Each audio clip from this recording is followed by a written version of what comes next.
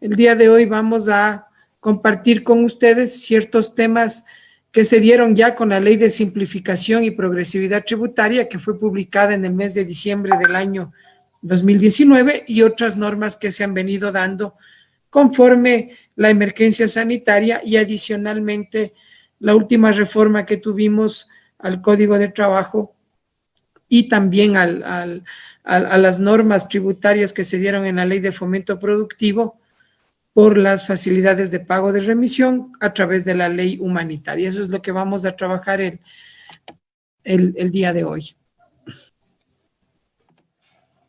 Bien, no sé si Byron, por favor, me puedes confirmar que se puede divisar la pantalla que acabo de compartir. Sí. Ya, perfecto. Bien, la Ley de Simplificación y Progresividad Tributaria generó un nuevo régimen tributario diferente al que nosotros conocemos normalmente y que se relaciona con los ingresos menos los costos y gastos, en el cual generábamos una utilidad y sobre esa utilidad tributábamos. Eso se da justamente porque dentro de un principio de progresividad tributaria, quien más gana, más paga. Entonces, el impuesto a la renta atiende a la utilidad de los contribuyentes, atiende a la utilidad de los sujetos pasivos. Sin embargo, existe un nuevo régimen que no atiende a la utilidad y es el régimen para las microempresas. Este régimen de microempresas, ya para efectos de impuesto a la renta, se calculará de un 2% del ingreso gravado. En ese sentido, ya no importará el costo, el gasto que haya registrado la empresa, la persona natural o la sociedad catalogada como microempresa, sino que tributará en función del ingreso. Entonces, al finalizar el ejercicio fiscal 2020, si una entidad económica obtuvo pérdida, igual tendrá que tributar el 2% del ingreso gravado. Esto incluso ha tenido una vulneración al principio de igualdad, consagrada en el artículo 300 de la Constitución, toda vez que van a existir contribuyentes que no están en el régimen de microempresas y teniendo una utilidad similar de aquellos que sí están en el régimen, van a terminar pagando un impuesto inferior o no van a pagar el impuesto sobre el cual sí tributará la microempresa. Hablamos de una persona natural que genera una utilidad de $20,000 y que puede hacer uso de los gastos personales, $10,000 por citar un ejemplo, ya con una base gravada de 10,000 no llega, ¿no es cierto?, a la base establecida para tributar el impuesto a la renta como persona natural y por lo tanto su impuesto a la renta sería cero. En cambio, si esta utilidad, los 20,000, proviene de un ingreso de 100,000 o de 200,000 o de 300,000 dólares, terminará pagando la microempresa sobre los 300,000 $6,000 de impuesto a la renta. Entonces, ese es un tema que hay que validar porque es un tema que genera un debilitamiento al sistema progresivo tributario, porque el impuesto ya no es progresivo, ya no atiende a la capacidad contributiva, ya no es quien más gana, más paga, sino está dado en función del ingreso. Puede tener tu actividad económica una pérdida que va a terminar tributando el 2% del ingreso bruto. ¿A qué se considera microempresa? Tenemos que irnos a las definiciones que hace el Código Orgánico de la Producción, en donde se ha definido, ¿no es cierto?, se ha conceptualizado a una microempresa. De manera general, una microempresa será aquella que venda hasta $300,000 y que tenga de 1 a 9 empleados. Esa será la consideración de microempresa. Ahora, la administración tributaria, cuando ha ido generando los catastros para incluir a las empresas como microempresas o microempresarios, ha ido generando incluso actividades de transporte, ha ido generando actividades artesanales. En un mes están unos, en otro mes no, al siguiente mes le adhiero. Entonces es importante validar ese catastro, porque en función de ese catastro vamos a saber si somos o no somos catalogados bajo el régimen de microempresa. Nosotros en su momento presentamos más de un centenar de oficios de exclusión de microempresas porque entendemos nosotros existe un error por parte de la administración tributaria al haber considerado microempresa, por ejemplo, al servicio de transporte terrestre de pasajeros, al transporte de carga, por ejemplo, toda vez que estos no se atan al concepto de microempresa que define el COPSI y su reglamento de aplicación. El artículo 2 del COPSI, cuando habla del ámbito de aplicación, establece que el ámbito de aplicación del COPSI son actividades productivas, es decir, actividades que transformen insumos como materia prima en bienes y servicios. Entonces, una persona que traslada personas a través del servicio de transporte terrestre, urbano o interprovincial, no podría estar dentro de este régimen. Para ello, conforme a la resolución que el SRI emitió en su momento, se debía presentar hasta el 29 de junio del año en curso la solicitud de exclusión del régimen. Esta solicitud de exclusión, en el caso de ser negada, tiene la posibilidad de ser impugnada vía administrativa o vía judicial. Entonces, aquí lo importante es que cada uno de nosotros, de nuestras actividades económicas, comencemos a validar y verificar si el régimen es atentatorio o no a este principio de progresividad, porque van a haber otros contribuyentes que tal vez y se sienten beneficiados en la aplicación del régimen.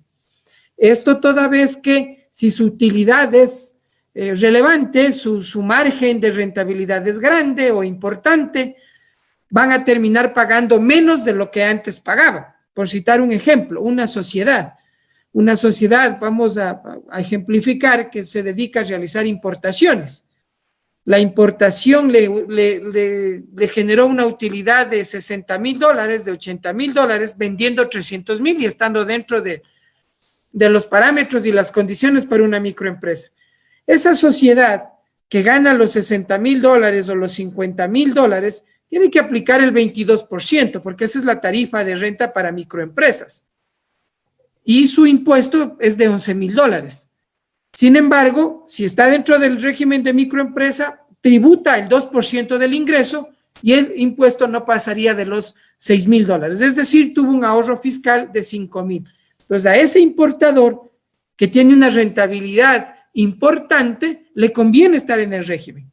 Mientras tanto, una persona natural que vendiendo los mismos $300,000, ganó esa persona natural $20,000, utilizó gastos personales, ya no debería tributar la renta porque no llega a la base, pero va a tributar $6,000 producto del 2% del ingreso bruto. Entonces, para el uno hay beneficio y para el otro hay un perjuicio. Por eso es que, al menos a mi criterio profesional, es un impuesto netamente regresivo. Cuando nosotros vemos este tipo de impuestos de tasa única, que son calculados del ingreso y que no tienen ningún tipo de exención, que no tienen ningún tipo de fraccionamiento, al menos para tener una base gravada que vaya en función de ese ingreso, tienden a ser impuestos regresivos. Adicionalmente, que le ha generado un poco de malestar a la administración tributaria, fíjense en utilizando todo el recurso humano de control en contestar oficios cuando seguramente habrá que controlar evasión. La CEPAL ha medido la evasión tributaria en un 6.3%. Si esto nosotros apalancamos a nuestro Producto Interno Bruto, a nuestro PIB, hablamos de cerca de $6,500 millones de evasión tributaria, particularmente generada con la utilización de offshores o de empresas domiciliadas en paraísos fiscales. Entonces, creemos nosotros que hacia allá debería apuntar el control, además de que a través de este régimen, si bien es cierto, tal vez y no en un monto importante, pero sí ha dejado de percibir impuestos la administración tributaria, el Estado como tal, dado que el régimen establece que el IVA, el impuesto al valor agregado, el impuesto a los consumos especiales, ya no se tribute de una manera mensual, sino se tribute de una manera semestral. Es un cambio también que genera la norma en función de que proviene de una ley de simplificación, pero la simplificación debe ir más allá de la aplicación de este régimen. Una simplificación tributaria debe ir al hecho de la utilización al menos de un 90% de la plataforma tecnológica, de tal forma que disminuya notablemente la atención presencial. Creo que la administración tributaria es una de las instituciones públicas que, además de tener legitimidad social, ha sido una de las pocas que ha sabido utilizar la tecnología en favor de los ciudadanos. Pero creemos que hay muchas cosas todavía que hacer en función de generar esa simplificación y que no necesariamente generen este tipo de regímenes que, como acabo de explicar, más bien dan una regresividad al impuesto, teniendo que tributar un impuesto mayor al que normalmente se venía tributando. En tiempos de emergencia sanitaria, lamentablemente, ha habido una paralización en la economía, los ingresos se han comprimido y seguramente al finalizar el año lamentaremos en ciertos casos que haya una pérdida contable, hay una pérdida tributaria, pero más allá de estas pérdidas va a haber un impuesto adicional que debemos pagar aun cuando se hayan arrojado pérdidas. Este nuevo régimen de microempresas no quita el cumplimiento de las obligaciones o de los deberes formales de los contribuyentes. Así que en el tema de anexos, por ejemplo, deberán seguir cumpliendo con esa responsabilidad. Es decir, dejamos de hacer retenciones en la fuente, no somos agentes de retención, sin embargo, no se ha quitado la formalidad de la presentación de anexos. Todo esto publicado en la Ley Orgánica de Simplificación y Progresividad Tributaria, como indiqué, que fue publicada en diciembre del año 2019. Hay un tema importante aquí, porque si bien la ley fue publicada, todavía no tenemos un reglamento. Y ustedes saben que publicada una ley, publicado un reglamento. No hay reglamento sin una ley. Pero ahora no tenemos un reglamento, ya vamos por un poco más y más allá de la mitad del año y no tenemos una norma. ¿Estamos de acuerdo? Una norma reglamentaria. Hay una norma resolutiva y fíjense en lo que va a suceder. Lamentablemente, esta norma resolutiva que debía apalancarse a un reglamento, norma resolutiva que debería estar regulando lo que dice un reglamento, resulta que ahora el reglamento, cuando se publique, va a tener que alinearse a una resolución y eso no puede darse dentro de un sistema tributario. En todo caso, así están dadas las cosas.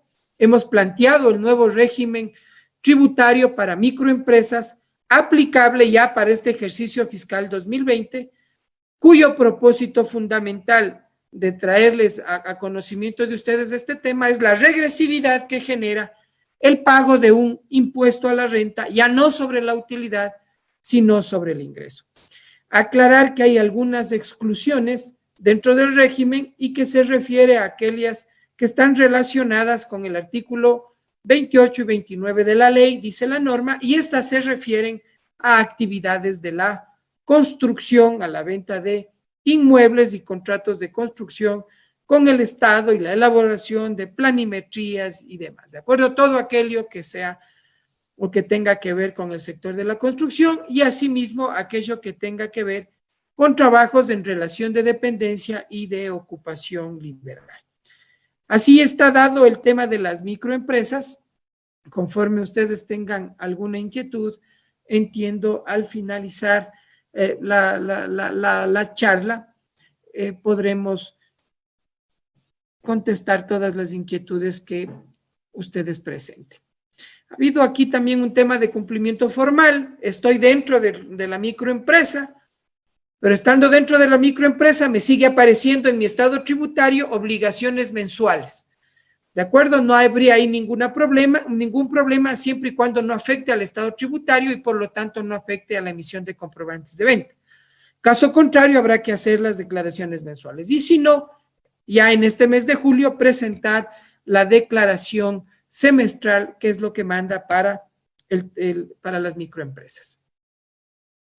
Dentro de la propia ley de simplificación y progresividad tributaria, ya entrando a otro tema, tenemos el impuesto a las actividades agropecuarias, en donde también es un régimen de impuesto único, en donde también se deja de lado el régimen normal de impuesto a la renta que relaciona ingresos menos costos y gastos. Incluso no lo dije en el tema de microempresas, pero aquí puede dar lugar a un tema de evasión tributaria. Esperemos que no sea así, pero mañana podrían abundar también el tema de las transacciones ficticias. Entonces, como ya no me sirve el costo para declarar el impuesto a la renta, entonces mañana, en el caso no consentido, a manera de ejemplo, Fabián Mera emite una factura por $300,000 y no tiene costos y gastos, pero ya le dio costo y gasto por su factura de 300,000 a otra empresa. Esa otra empresa coge los $300,000 y se ahorra el 25% de impuesto a la renta de esos 35,000 que está registrando como gasto y deja de pagar $75,000 de impuesto a la renta.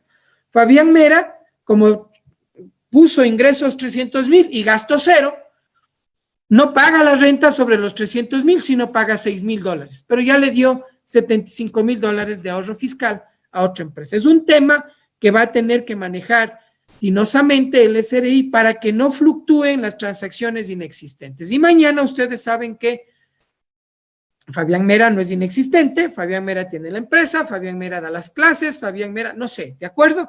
Entonces no es inexistente y además declaró el IVA semestral y ahí estamos. Entonces hay la factura.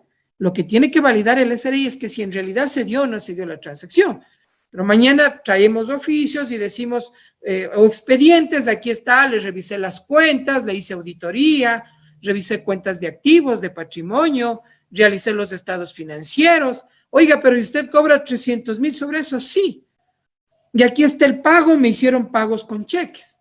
Y resulta que, claro, luego, conforme el tiempo, ese cheque se podía ir devolviendo. Esa es una trama, una estructura de evasión, de fraude tributario que se podría generar, producto de que ya no el impuesto atiende a los temas de costos y gastos, sino a un tema de impuesto único. Entonces, otra variable que deberíamos tener en mente a considerar para que no exista ya dentro del Estado un fraude tributario. Dentro de esto, ¿no es cierto?, el impuesto único a las actividades agrícolas, excepto el sector forestal y bananero, tiene también un régimen de impuesto único. No solo para la producción y comercialización local, como ustedes pueden ver ahí, y yo he puesto en su pantalla, la gráfica, el cuadro, la tarifa del impuesto a la renta para el sector agrícola, aplicable para el ejercicio fiscal 2020, únicamente de lo que tiene que ver a producción y comercialización local. Pero también tenemos sobre las exportaciones. Entonces también tenemos una tarifa también regulada para las exportaciones. ¿Cómo funciona esto? Funciona tal cual la tarifa del impuesto a la renta, la tabla que se conoce normalmente, no es sino la tarifa publicada a través del artículo 36 de la ley, tarifa del impuesto a la renta. Tenemos una tabla diferente, sería el caso para el sector agrícola. ¿Y qué nos dice esta tabla? Que ya no coja sobre la utilidad, porque la renta cogemos sobre la utilidad, ingresos menos costos y gastos, y las personas naturales sobre eso aplican. Aquí es lo mismo, pero sobre el ingreso. Entonces, si ustedes tienen una empresa donde venden lácteos o venden productos derivados de la leche o venden productos que provienen del sector agropecuario, y el sector agropecuario son los sectores económicos en donde hay algún tipo de producción en función de animales domésticos, entonces venden pieles, venden la carne, la diversidad que se pueda dar del sector agrícola, y vendiste hasta $20,000, tu impuesto es cero. ¿De acuerdo? Y si vas vendiendo más, ya no importa la utilidad, importa la venta. ¿De acuerdo? Y ahí vamos viendo en qué tarifa cae. Entonces va a haber muchas personas así mismo que van a fraccionar su ingreso. Una persona que vende $40,000, entonces para no pagar va a fraccionar y va a tener dos empresas que vendan dos de a 20 y ya ninguna paga. ¿No es cierto? Fíjense aquí, incluso es mejor que el régimen de microempresa, porque si tú vendes hasta $300,000, terminas pagando el 1%, mientras que en el régimen de microempresa pagas el 2%. Por eso hemos sugerido nosotros algunos sujetos pasivos que fueron catalogados dentro del régimen de microempresa y que venden productos del sector agrícola. Hemos recomendado, hemos sugerido que soliciten al SRI una actualización de RUC de cambio de régimen, para indicarle al SRI que se tributará sobre el régimen agropecuario, porque voy a tener ahí una ventaja fiscal. Aquí, al igual que en el régimen de microempresas, quien más gana, quien más rentabilidad tiene, aplicando este régimen, se ve beneficiado. ¿De acuerdo? Entonces estamos en la antítesis del régimen tributario constitucional, del quien más gana, más paga. Ahora, quien más gana, paga menos del que está ganando menos. ¿De acuerdo? Y eso nos va a dar la razón, la práctica, la aplicación de la normativa. Entonces, si ustedes ganan 300,000, si ustedes tienen como ingreso 300,000 dólares, ¿de acuerdo? Y son sociedad, y como sociedad ganaron el 10%, tuvieron el 10% de rentabilidad, 30,000. Antes, ¿cuánto debías pagar? El 22% de esa utilidad. Ahora, ¿cuánto pagas? El 1%. Entonces, tendremos que hacer, ¿no es cierto?, la relación. Si tienes ingresos de 300, menos 20,000 por el 1%, tal cual el impuesto a la renta. Entonces, tomen en cuenta también este nuevo régimen aplicable para este ejercicio fiscal 2020. Sector agrícola tendrá que seguir cumpliendo también sus obligaciones formales, tal cual lo ha venido haciendo. Entonces, es un régimen aplicable dentro de este periodo de emergencia sanitaria. Adicionalmente, ¿qué nos trajo la ley de simplificación y progresividad tributaria? Nos trajo un impuesto a los consumos especiales a fundas plásticas. La disposición transitoria estableció que se comience a tributar este impuesto pasados los 90 días. Los 90 días hábiles se generaron ya a partir del 9 de mayo. Por lo tanto, a partir del día 9 de mayo, las personas que entregaban fundas plásticas y que estaban obligadas a llevar contabilidad ya debían cobrar 4 centavos por la funda plástica, porque ese es el impuesto a los consumos especiales. Aquí hay que hacer una diferenciación importantísima en el tema de quiénes están obligados o quiénes son sujetos pasivos, porque esta norma es a quienes entregan a petición de consumidores finales la funda plástica. Un ejemplo, te vas al supermercado y en el supermercado tienes ahí los bienes. ¿Cómo vas a trasladar los bienes? Con una funda. Entonces el supermercado te entrega una funda y esa funda plástica tiene un ICE de 4 centavos.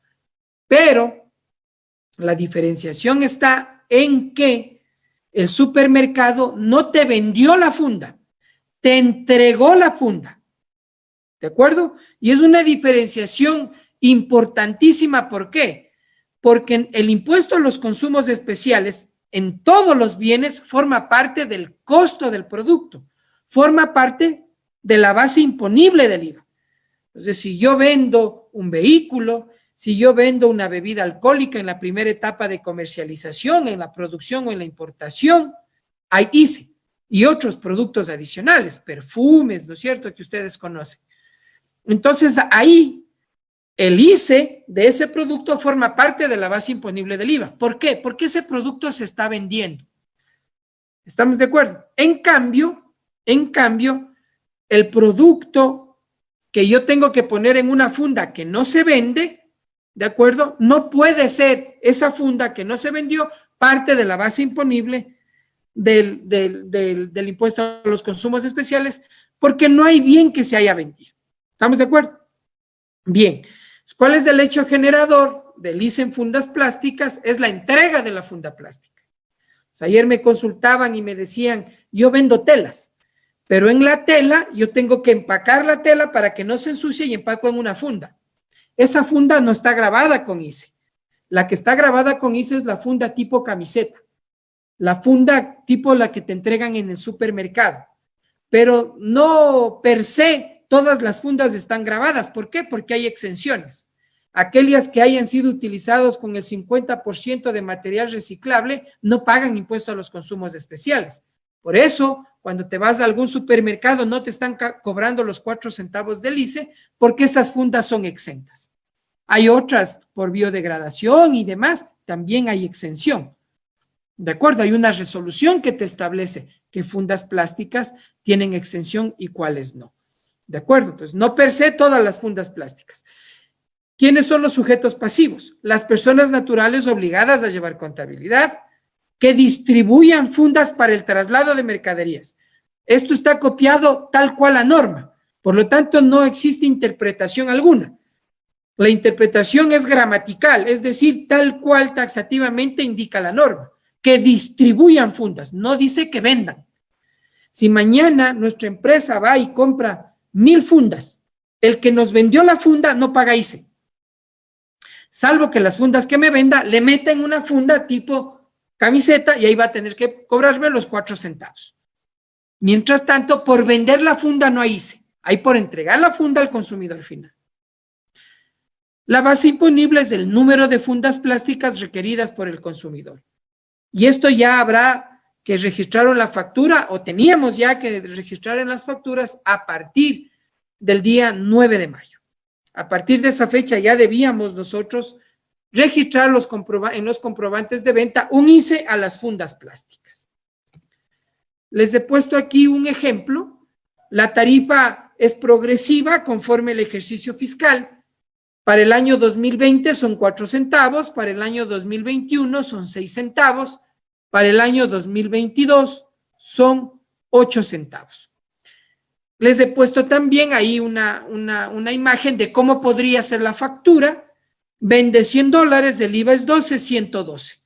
Hice fundas plásticas es 4, pero al costado derecho de la diapositiva ustedes van a ver que no es por los 100 de ventas, es porque entregué 100 fundas plásticas. ¿De acuerdo? Y he puesto el mismo valor para que ustedes tengan en cuenta que no es por la venta el ICE, sino es por las fundas entregadas. Y eso se deberá hacer constar en la factura, y la declaración de este ICE es mensual, salvo el caso de microempresas que es semestral, y ustedes declararán a través del formulario 105. Entonces, si están entregando fundas y son obligados a llevar contabilidad, tomen en cuenta también esta norma que es aplicable a partir del día 9 de mayo. Hay un tema importante también en función de las notificaciones que realiza la Administración Tributaria, y que si bien es cierto, es una norma que ya tiene un par de años en vigencia, hemos creído conveniente, en función de las notificaciones que está haciendo el SRI en este momento, en momento de emergencia, establecer que el SRI únicamente tiene 6 meses desde que inició un proceso de control para notificarme un acto administrativo. Un acto administrativo, por ejemplo, es una comunicación de diferencias. Entonces, ¿qué sucede si el Servicio de Rentas Internas me inició el control en julio del año 2019? Ahí ya me hizo un requerimiento. En julio del año 2019, el SRI ya me mandó una notificación persuasiva y me mencionaba que tengo algún tipo de diferencia o algún tipo de inconsistencia con mis declaraciones. Y resulta que de ahí en más el SRI no me ha comunicado absolutamente nada, y en esta época de emergencia nos notifica con una comunicación de diferencia en las declaraciones y me indica el SRI que no cuadran los bancos con los depósitos y con el valor declarado por impuesto a la renta. Entonces, ¿qué tenemos que hacer? Lo que tenemos que hacer aquí es mencionarle al SRI que una vez que han transcurrido los 6 meses, de acuerdo, desde que inició su proceso de control, su acto determinativo o su proceso de control tendiente a establecer un valor de impuesto para que va a ser determinado por el SRI, se encuentra caducado. Así dice la norma, ¿de acuerdo? La norma establece en el artículo 179 del Código Orgánico Administrativo, que me voy a permitir leer, caducidad. Una vez iniciadas las actuaciones previas sobre algún asunto determinado, la decisión de inicio del procedimiento administrativo se notificará a la persona interesada en el plazo de 6 meses, contado desde el acto administrativo con el que se ordena las actuaciones previas, a cuyo término caduca el ejercicio de la potestad pública sancionadora, determinadora o cualquier otra de carácter gravoso. ¿Estamos claros? Determinadora. Y quiere decir que si ya se demoraron más de 6 meses desde que se inició el control hasta que me comunica la comunicación de diferencias, valga la redundancia, ya pasaron 6 meses, esto está caducado. si bien es cierto, hay una norma en el artículo 94 del Código Tributario que establece la caducidad de la facultad determinadora, esta tiene relación con la fecha de declaración o la fecha en la cual debía haberse presentado la declaración del impuesto. Por lo tanto, no se asemeja a esta caducidad que es por acciones previas. Y la disposición general tercera es clarísima. La disposición general tercera del propio Código Orgánico nos indica que en el ámbito tributario son aplicables las disposiciones contenidas en el Código Orgánico Tributario y demás normativa vigente. Pero me dice, no obstante de ello, las disposiciones del presente código se aplicarán de manera supletoria.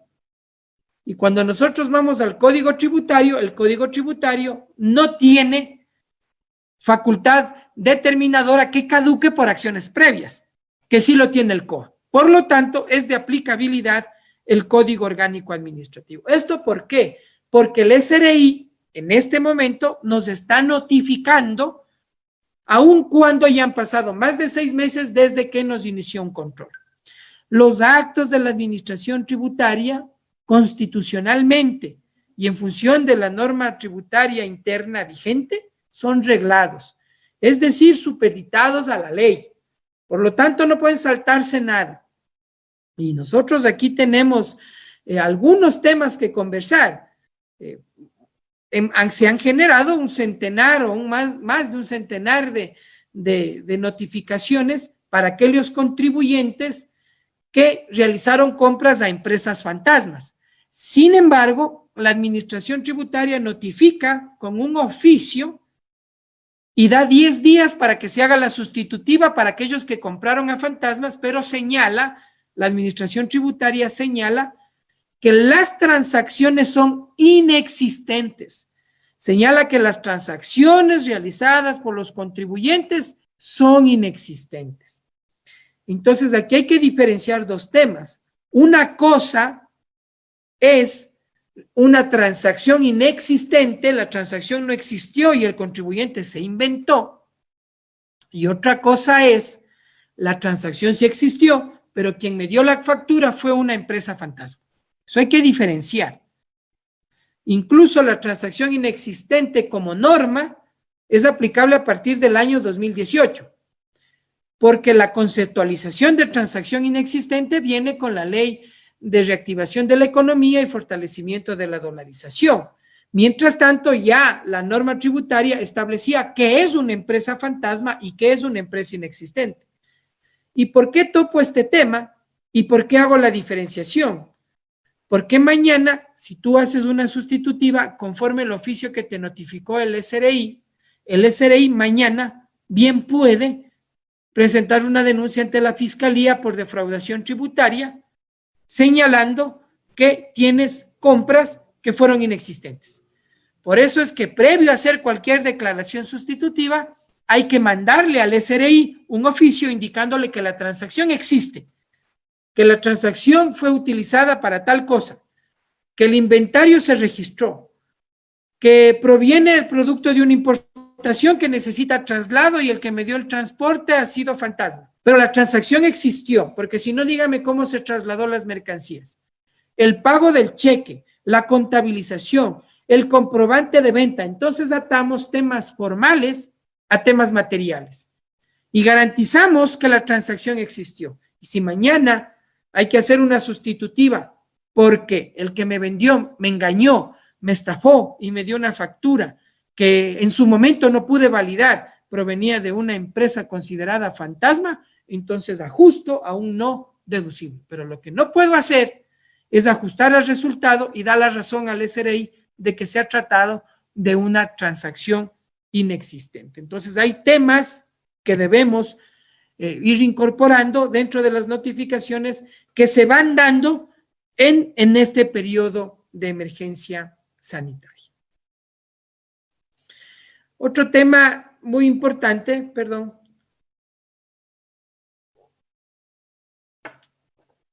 es la diferenciación de los actos de control de la administración tributaria. Una cosa es comunicar diferencias.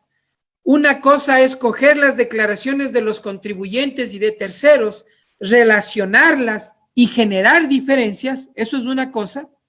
Y otra cosa es entrar en un proceso de fiscalización, en un proceso en donde la administración obtiene información a través de requerimientos, a través de visitas de exhibiciones contables, a través de ir a los equipos informáticos y sacarse la información contable, a través de realizar comparecencias a los... Eso ya es una actividad. Esto segundo es una actividad fiscalizadora. Entonces, si la administración tributaria te hace un control y en el control que te hace, te pide información a través de requerimientos, te hace una comparecencia y dice que necesita tal cosa, ya es una actividad fiscalizadora, ya no es el simple cruce.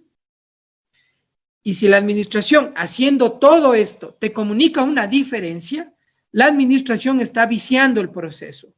La administración está dejando de lado la seguridad jurídica y el debido proceso. ¿Por qué? Porque los jueces se han pronunciado en que la comunicación de diferencias es una cosa y la actividad fiscalizadora es otra. La comunicación de diferencias proviene ¿de qué? Proviene del cruce de información de tu declaración de tu declaración de renta frente a tus declaraciones de IVA, por ejemplo. De tu declaración de anexos donde reportas compras frente a tu declaración de IVA, por ejemplo. ¿Estamos de acuerdo? O de la información de que un tercero dice que te ha comprado más allá de lo que tú me estás declarando. Cruce de información. Ahí proviene una comunicación.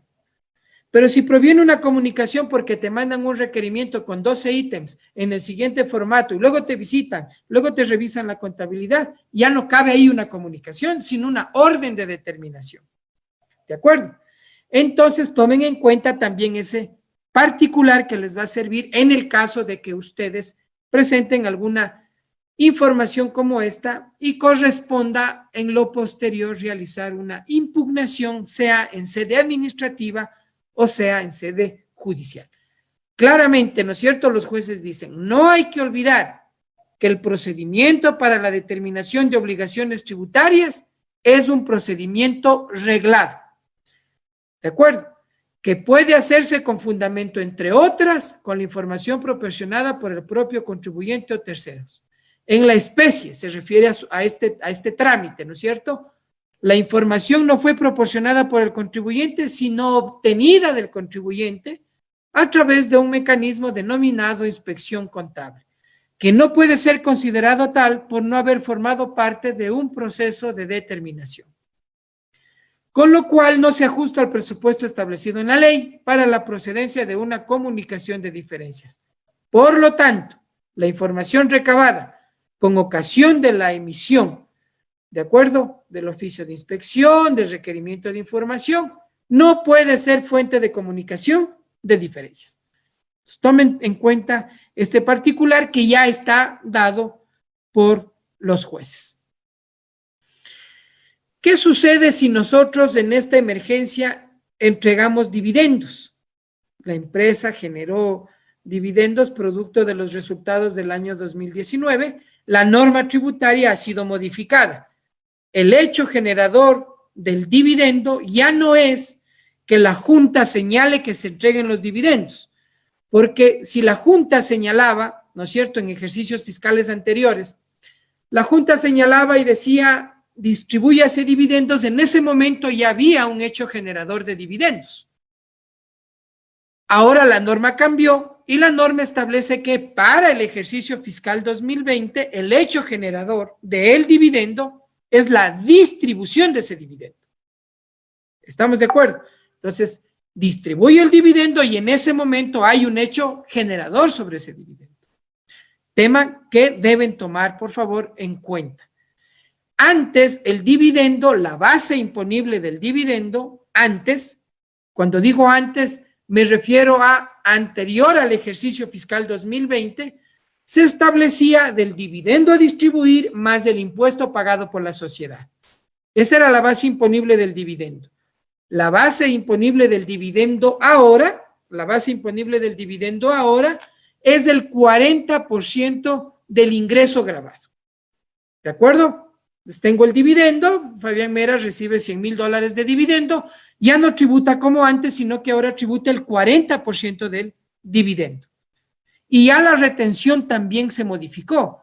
Ya la retención no es como antes. Ahora la retención puede alcanzar hasta el 25%. Recuerden que el dividendo está gravado para las personas naturales domiciliadas en el país y está exentas para las sociedades domiciliadas en el país. Se abrió la base gravada también para aquellas sociedades que estén domiciliadas en el exterior. Entonces, si tú le distribuyes a una sociedad del exterior el dividendo, tienes que grabarle el impuesto a través de la retención en la fuente.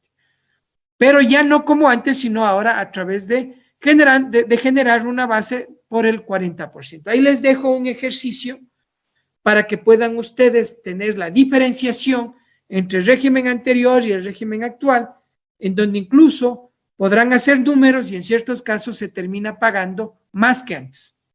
Aquí también proviene una vulneración, ¿no es cierto?, a la corrección de la doble imposición, porque recuerden antes, si una sociedad ya pagó la renta y sobre las utilidades posterior al pago del impuesto, esas utilidades las distribuyo al socio y el socio también tiene que pagar renta, hay una doble imposición.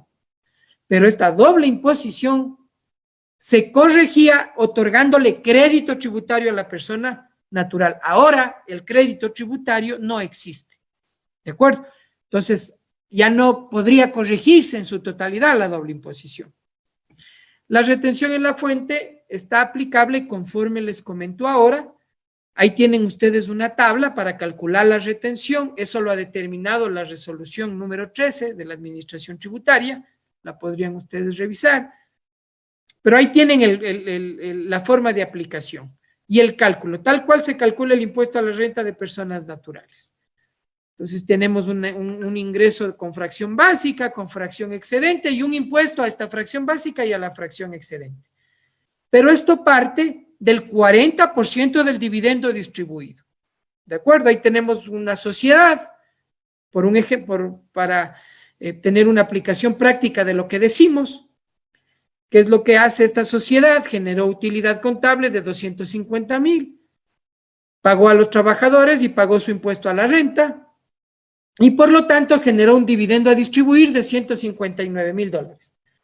Pero la base ya no es los 159,000, la base ahora son 63,000.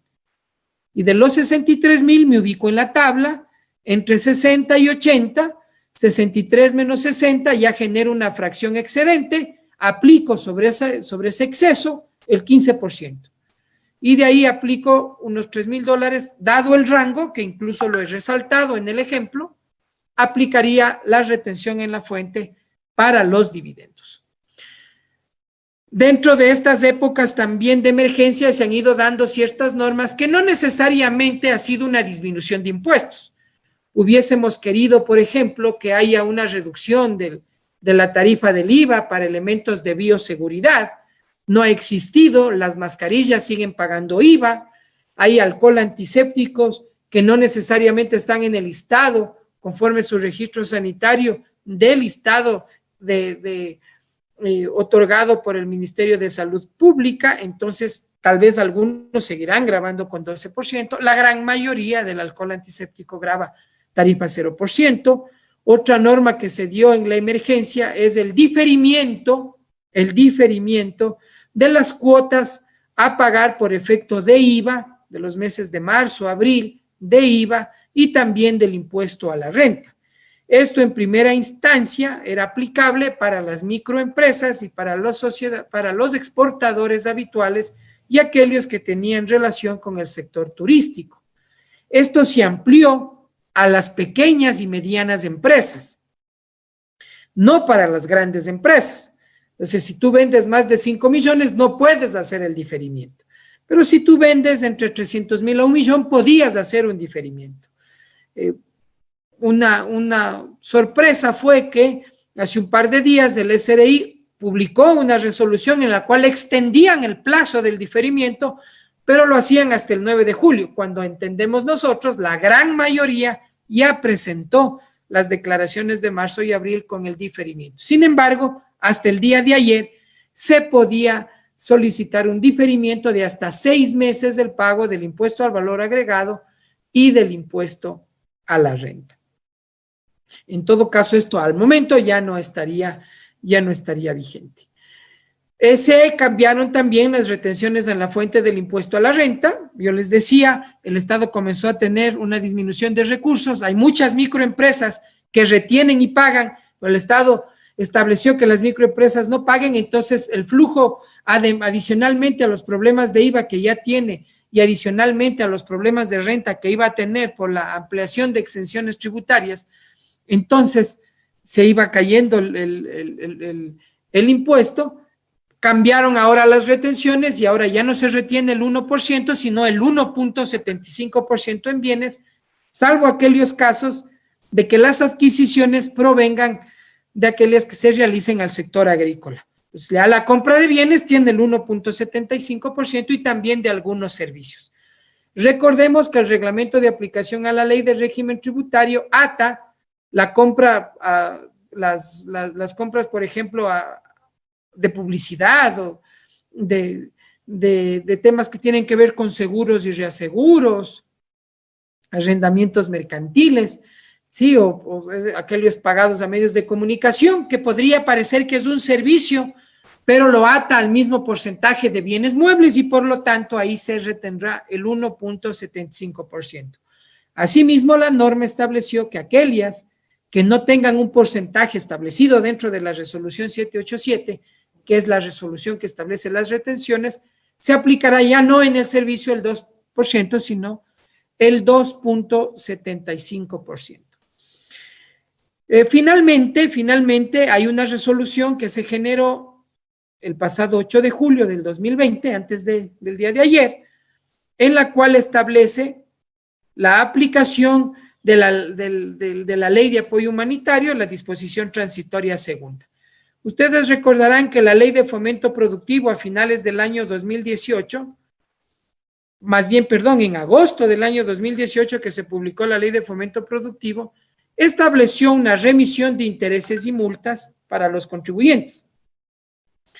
Aquí al menos 18 empresas se beneficiaron de $800 millones de no pago de intereses y multas. Esa es la realidad. Hubo mayor beneficio en monto para las grandes empresas, para grandes deudores, y que incluso esta remisión trajo consigo el no pago al 15% de trabajadores y adicionalmente trajo una ganga.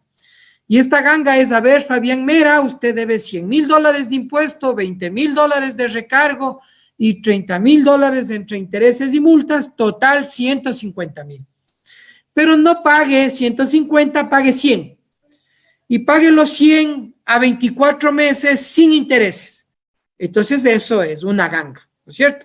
¿Quién se benefició? En monto, las grandes empresas. ¿De acuerdo? Hay microempresas que se beneficiaron, pequeñas empresas, sí, muchas, pero en monto mucho menor de estas 18 empresas que abarcaron al menos el 80% de la remisión. Pues, ¿qué pasó? Que podías estar pagando esas facilidades producto de la remisión, venías pagando mes a mes la remisión tributaria, ¿de acuerdo? Venías pagando, pero por la emergencia sanitaria, por el COVID, se te quitaron los ingresos, se paralizaron los ingresos y ya no tenías cómo pagar. La norma establecía que si no pagas 2 cuotas, te retiraban la remisión y te tocaba pagar todo con intereses y multas. Entonces era algo impresionante. A buena hora, la Ley de Apoyo Humanitario estableció la disposición transitoria segunda y estableció que si tienes cuotas vencidas, no se considerará incumplida esa cuota. Y por lo tanto activó nuevamente de oficio las facilidades de pago. Y la resolución 43, publicada el 8 de julio del 2020, establece que se pagarán lo adeudado hasta el 30 de septiembre del 2020. Es decir, todo lo que estás adeudando, para que ya no tengas problema, entonces se pagará hasta el 30 de septiembre del 2020. ¿De acuerdo? Eso dice la normativa al respecto. Bien, eso es la norma, lo que tenemos, lo nuevo, lo aplicable dentro de nuestra rama y que se ha generado dentro de este proceso de emergencia, al menos en su aplicación para el ejercicio fiscal 2020. No hay nada adicional en la cual no se tenga que pagar IVA o no se tenga que pagar renta o que no se paguen intereses o no se paguen multas. Esas son normas que han provenido en otras administraciones tributarias, de otras administraciones tributarias de la región, pero no de la nuestra. Entonces, los pagos hay que seguirlos haciendo de manera normal, de manera mensual, y no ha existido cambios. Entonces, si tienen alguna pregunta a través del chat o si tienen previsto que se les habiliten los micrófonos, encantado podemos absolverla.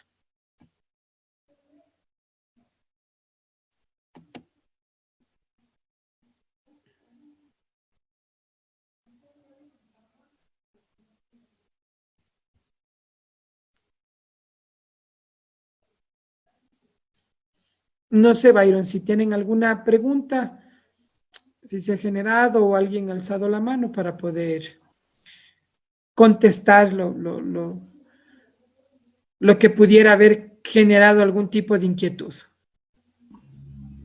Margot está alzando la mano, Fabián. Ya. A ver, Javier también tiene una pregunta y entiendo luego para que le puedan habilitar el micrófono a Margot. Dice, ¿cómo se está regulando el fraude tributario en el país? Bueno, traes, Javier, al tapete un tema importantísimo, porque recuerden ustedes el mal uso que se ha estado dando al carnet de discapacitados. El tema no solo es defraudación tributaria, aquí hay un uso doloso de documento falso. El tema principal aquí es que alguien se generó el carnet de discapacitados y aun cuando tú no hayas hecho importación de un vehículo o todavía no hayas utilizado el carnet, el hecho está en que si merecías o no merecías ese carnet, porque no necesariamente puedes utilizar ahora.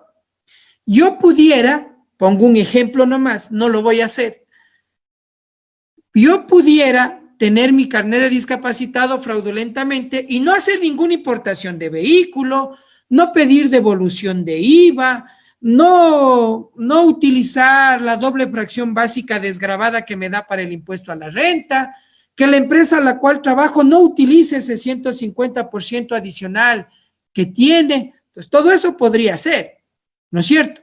Todo eso podría ser. Sin embargo, yo podría tener ahí el carnet de discapacitado porque mis padres tienen millones de dólares y en el momento en que yo herede, ahí hago uso del carnet porque como discapacitado ya no pago el impuesto a la herencia o tengo mi exención. ¿Estamos de acuerdo? Entonces, no solo es el hecho de que, sí, él ha tenido, pero no ocupó. El hecho es, ¿mereces tener el carnet porque eres una persona con discapacidad o no? Porque si ya lo obtienes es porque seguramente quieres en el futuro poder tener algún tipo de ventaja. ¿De acuerdo? Si tú utilizaste ahora para la importación del vehículo, para lo que hayas utilizado, eso ya cayó en defraudación tributaria, penada con la privación de la libertad conforme al artículo 298 del COIP. El Código Tributario establecía los elementos de defraudación tributaria que luego fueron trasladados al Código Orgánico Integral Penal. Pero defraudación tributaria no solo es el uso, de acuerdo, doloso del carnet y el beneficio obtenido por el tema tributario, sino también defraudación tributaria es no facturar, defraudación tributaria también es quedarse con las retenciones en la fuente y no pagarlas, defraudación tributaria también es realizar transacciones con paraísos fiscales, con offshore, con compañías pantalla que no hacen absolutamente nada más que deslocalizar utilidades y en un proceso de determinación tributaria eso tiene que validar el SRI y ahí sí presentar las denuncias cuando a través de un proceso de determinación se ha establecido que hay fraude. Yo les mencioné, la CEPAL ha establecido el 6.3%. Fíjese cuánto le roban al Ecuador, 6.500 millones de dólares. Entonces, ¿de dónde proviene esa evasión y cuál es el control que se puede hacer? Más allá de las pequeñas cosas que se pueden hacer acá. Ustedes ven que el SRI bien puede mañana ir a un local comercial que tiene 50 pares de zapatos y ese es tu sustento de vida y te retira los 50. ¿Por qué? Porque no se desaduanizaron, no se nacionalizaron. Y no digo que esté mal lo que está haciendo el SRI, es correcto porque es la aplicación de la ley, pero la aplicación de la ley va desde el pequeño hasta el grande, o en su antítesis desde el grande hacia el pequeño, o quedemos en que la aplicación de la ley es para todos. Pero ¿por qué sigue existiendo tamaña evasión tributaria? Entonces ese es el tema del fraude y eso es lo que tenemos que atacar y combatir, y eso lo atacamos y combatimos también todos desde nuestros espacios, pero tiene que estar abierta también para quien ejerce el control para hacerlo de manera adecuada. No sé si por aquí me parece había otra pregunta. ¿Me puede ayudar con la tarifa del impuesto a los consumos especiales y cómo se están manejando? En el tema de las fundas plásticas es progresivo, 4, 6, 8 centavos, dependerá del año. Si te refieres al ICE a fundas plásticas, ya hay una variedad de tarifas para bebidas alcohólicas, para productores y comercializadores, armas, quienes comercializan armas, quienes comercializan perfumes. Entonces, hay impuesto a los consumos especiales también por los consumos de Internet. Entonces, es del 15% ahí. Tienes a las bebidas gaseosas, a las bebidas azucaradas. Las bebidas gaseosas tienen una tarifa del 10.30%. Entonces, hay una diversidad de tarifas que se la puede encontrar en la Ley de Régimen Tributario Interno. Disculpe, dice Josué, el asambleísta tiene una descarga del 50%, una discapacidad, entiendo es tu pregunta, del 51%, pero tiene ingresos muy buenos. Debería ser un tema importante y revisar todo esto antes de generar el carnet de discapacidad. El problema, al menos a mi entender, no está en que el discapacitado tenga plata o no. El beneficio que proviene para los discapacitados es por ser discapacitados. Por lo tanto, no deberíamos discriminar en aquel que tiene recursos y aquel no. Yo estoy seguro que todos ustedes, los que nos escuchan, prefiero vivir dignamente sin tanto recurso que ser una persona con discapacidad. ¿No es cierto? Entonces, esta persona con discapacidad que tiene recursos, pero si tiene discapacidad, está en todo su derecho de importarse el vehículo que quiera, de alta gama o no. ¿Por qué? Porque su condición de discapacidad le da el beneficio. ¿De acuerdo? Ahora, claro, el Estado podría esos recursos que están destinados para esta persona, más bien darlos para otras personas. El tema es que otras personas no tienen para comprar esos vehículos de alta gama. Pero también para ellos está la devolución del IVA, la devolución del ICE, la devolución del IVA en productos de primera necesidad, está la exención de 2 fracciones básicas del impuesto a la renta. El tema aquí es que en realidad merecen o no merecen esa devolución conforme la discapacidad. ¿Podría indicarnos de forma general? Déjame chequear, se me pasó una pregunta. ¿Podríamos indicarnos de forma general las ventajas de pertenecer al catastro de microempresas? A mi criterio, no hay ventaja. Si tú tienes una utilidad pequeña, no hay ventaja. ¿Por qué? Porque mañana puedes decir, la ventaja es declarar semestralmente. No, prefiero declarar de manera mensual, que ya estoy acostumbrado, pero que el impuesto a la renta no sea mayor del cual ya venía yo pagando, porque si no voy a tener problemas en el flujo. Si tú tienes ingresos por $300,000, ganas 30,000, te rebajas por gastos personales 15 y pagabas un impuesto de $300, ahora pagas 6,000. Entonces prefiero hacer la declaración mensual que pagar 6,000. Otra cosa, es desventaja pasar el IVA del mes al semestre. ¿Por qué? Porque tú tienes que irte guardando el IVA. Y si no te guardas, ya va a ser más difícil pagar en el mes 6 o en el mes 7, va a ser más difícil pagar de los 6 meses que irlo pagando de forma mensual. Entonces, es un tema de flujo, es un tema de pago de mayor impuesto. Por lo tanto, yo creo que más bien, además de que vulnera la progresividad en el régimen tributario, no le genera mayor simplificación a la persona. Yo estaría de acuerdo si es que todos los trámites lo pudiera hacer a través de la web y no tengo que irme al SRI y tener una atención presencial que tal vez me pone en riesgo como contribuyente. Yo diría que está bueno porque el Estado ha generado un e-government, un gobierno electrónico, en el cual cada uno tiene mis datos y por lo tanto ya la Contraloría que no me pida lo que ya tiene, ¿no es cierto? La Contraloría del Estado generó para todos los trabajadores públicos en plena pandemia una declaración juramentada y a muchos no se les cargaba en el internet y tenían que ir de manera presencial. Entonces, prefiero que me simplifiquen las cosas, ¿de acuerdo? A través del uso de nuevas tecnologías, de la digitalización, y no hablo solo de la administración tributaria, hablo de la administración pública. Entonces, si vamos a pasar y cambiar de semáforos a verde o amarillo, ya deberíamos estar preparados. Ya han pasado 4 meses de pandemia. ¿Para qué? Para digitalizar los servicios, para disminuir eficientemente el traslado de personas a una atención presencial. Entonces, ahí sí yo puedo pensar y decir, bueno, estoy en este régimen, pero me han simplificado tanto las cosas que prefiero estar en el régimen y pagar algo más, que ya todo está simplificado. ¿De acuerdo? Acuérdate, la norma es de progresividad tributaria y aquí no hay nada de progresividad. Ventaja vas a tener, si es que eres un importador, ganas de los 300,000 que vendes, ganas 100,000 y de los 100,000 te tocaba pagar 20,000 de renta y vas a pagar 6,000, ahí sí tienes ventaja. ¿De acuerdo? Estos meses, nos dice Cristina, estos meses de emergencia sanitaria, las personas que tenemos familiares con discapacidad y realizamos compras para el negocio, podemos realizar la solicitud de devolución de IVA. Si compras para negocio, no. Si compras para uso personal, sí. Y cuando hablo de necesidad personal, ahí incluye temas de transporte, boleto de avión, porque tal vez mañana dices, pero el transporte es tarifa cero. Un boleto de avión, un vehículo, ¿de acuerdo? Tiene límites. Estamos, pero ya si es algo para una actividad de negocio, acuérdate que ese IVA va a ser compensado como crédito tributario. Pero si mañana la persona con discapacidad se compró una mascarilla, pagó IVA, devolución. Estás pagando el plan celular, devolución. Estás pagando el teléfono fijo, devolución.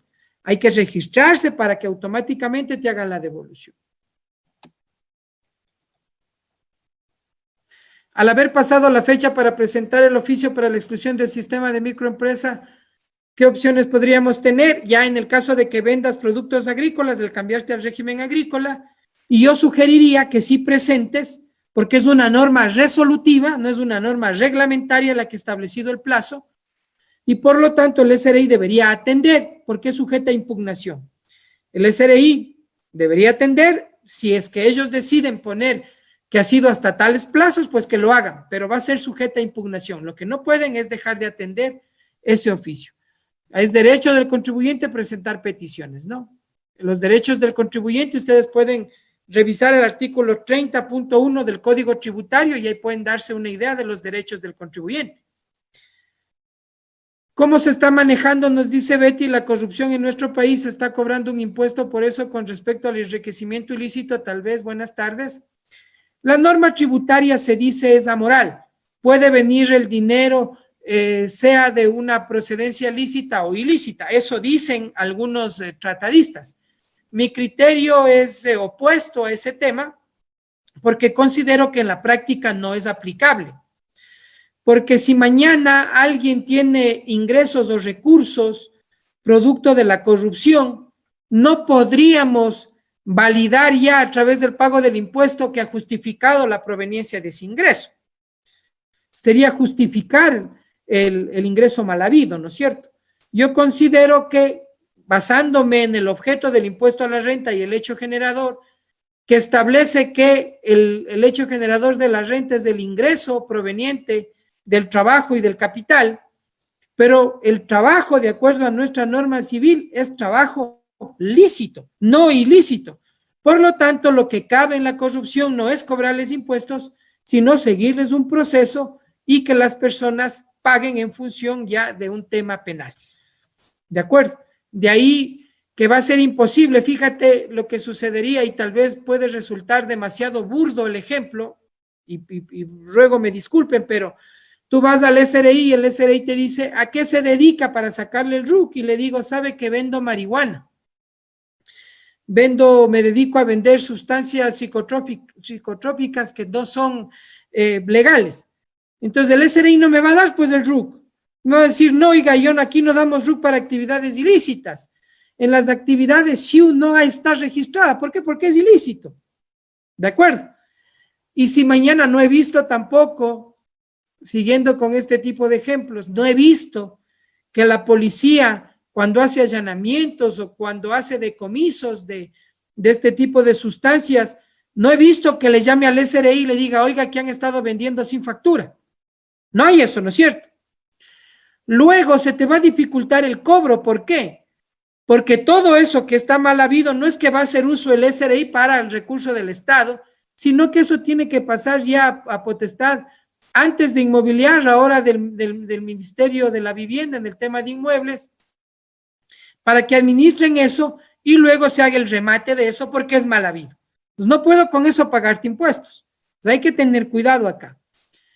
¿De acuerdo? El ICE Fundas Plásticas, ¿por qué las tarifas no pueden ser más altas viendo que el impacto ambiental es muy fuerte, sabiendo que las fundas se demoran mucho en descomponer? Claro, si quieres, a ver, me hace esta pregunta Estefanía. Estefanía, algún momento esperemos, Estefanía, ahí en la Asamblea Nacional, ¿no es cierto? Que ahí necesitamos bastante gente honesta, proactiva y que no esté en función de intereses personales, sino nacionales. Ahí debería haber una propuesta de que no sean altas, sino de que se elimine la venta de fundas. Pero para ello tienes que entrar en un programa de qué va a pasar con los negocios que viven de las fundas plásticas, ¿de acuerdo? Todo eso habría que hacer. Acuérdate que las fundas plásticas no están grabadas también, pero hay de las salchipapas, por ejemplo, esa no está grabada. Pero muchas personas viven de eso. Si le pones un costo, encareces el producto. Entonces es un tema social también. Hay que prepararse y hay que hacer las normas porque lo que tú dices es real y hay que ver el beneficio colectivo más allá que el beneficio individual. Esto más o menos, ¿a qué prefiero? Comprar respiradores, dar alimentación a las personas, sectores vulnerables para que no salgan, mantenerlos en aislamiento, para todos esos vendedores ambulantes que no salgan, ¿qué prefieren eso o pagar la deuda?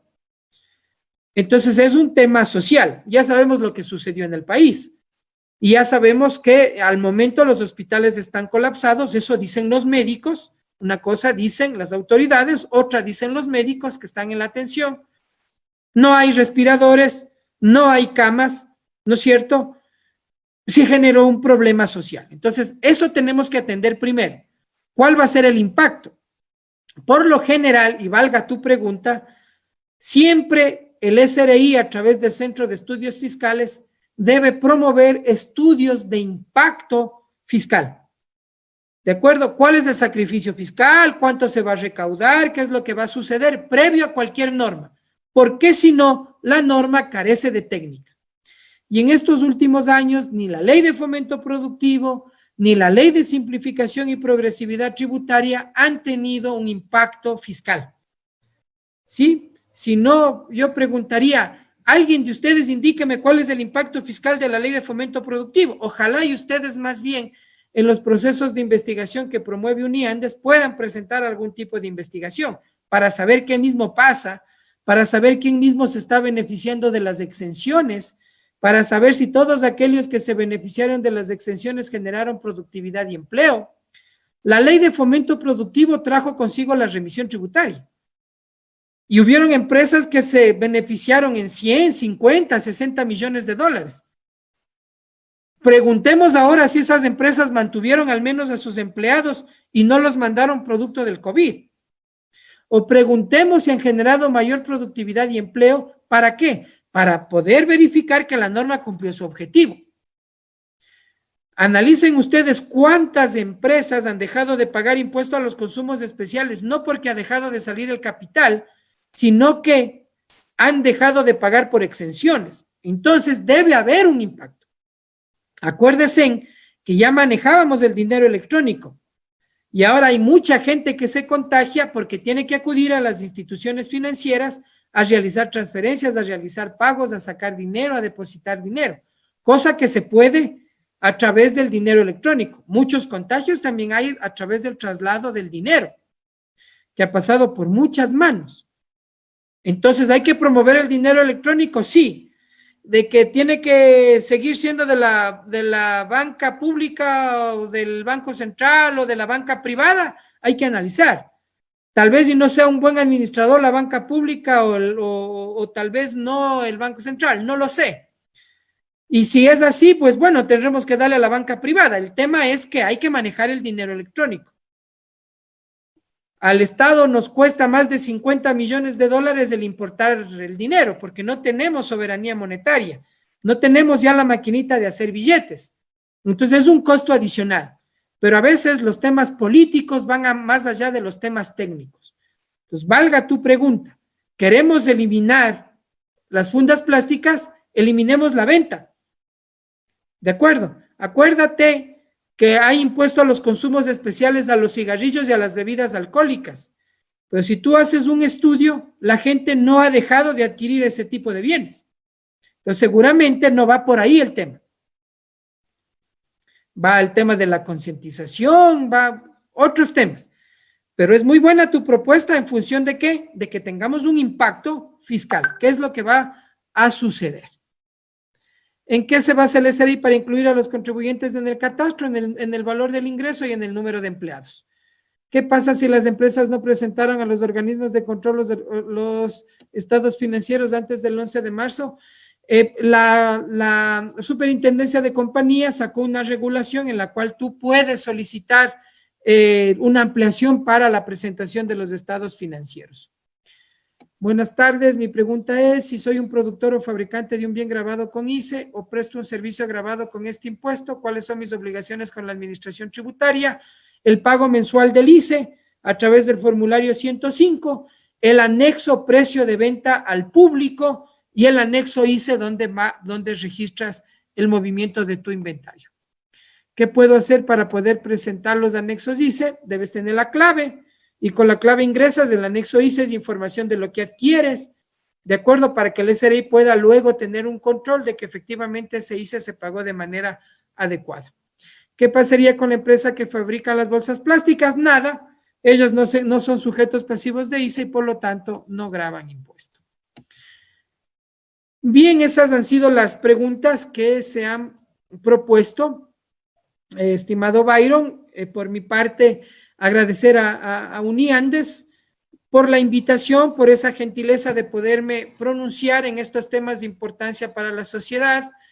Agradecerte a ti, a los directivos y también poner en conocimiento de la comunidad universitaria que a través de la Uniandes publiqué un libro sobre el régimen tributario en el Ecuador, en donde de manera práctica y con fundamentación teórica ustedes van a poder encontrar temas de conciliación tributaria, reconocimiento de ingresos, temas de impuestos diferidos, la aplicación de reinversión de utilidades, la aplicación de la tributación de dividendos y la aplicación para la exoneración para actividades prioritarias de industrias básicas del Estado, considerando que se incluyó a la industria y al sector agrícola. Todo eso lo trabajamos a través de Uniandes, quien nos dio el aval correspondiente y por lo tanto con la venia de Byron me he permitido ponerles en su conocimiento. Voy a registrar aquí en el chat mi número